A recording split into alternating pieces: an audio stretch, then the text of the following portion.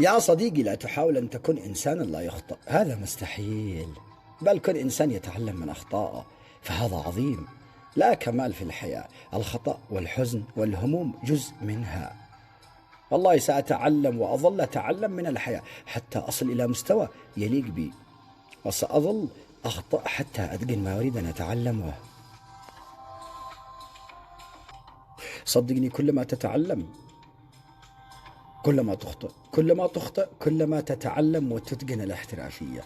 عندما تشعر أن نبضات قلبك بدأت تتزايد، عندما يقترب أحدهم من محيطك ارحل، عندما تشعر بأنك تغار على أحدهم دون سبب منطقي ارحل، عندما تبدأ بالتلعثم بالحديث مع أحدهم ارحل يا صديقي، عندما تشعر بأن فلان مختلف وأن القصة مختلفة ارحل، إنه الوقت المناسب لمغادرة المكان بسلام وهدوء.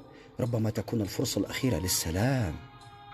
أنت لا تمتلك قدرة على عضلة قلبك، ولكن بإمكانك تحريك عضلات قدميك، وبإمكانك أن تلوح بيدك مودعا. إياك وميل القلب. أن ترحل الآن ستختصر كما هائلا من التفاصيل المتعبة، ستختصر كما هائلا من الذكريات والوجع. فيما بعد تقول يا ليتني رحلت.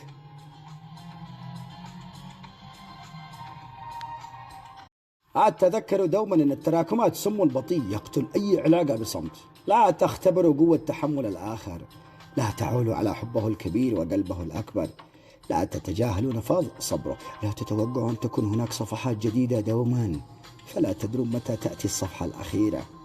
قد يبدو كل شيء على ما يرام بالأمس، فتصحون على ثورة عارمة صباحا.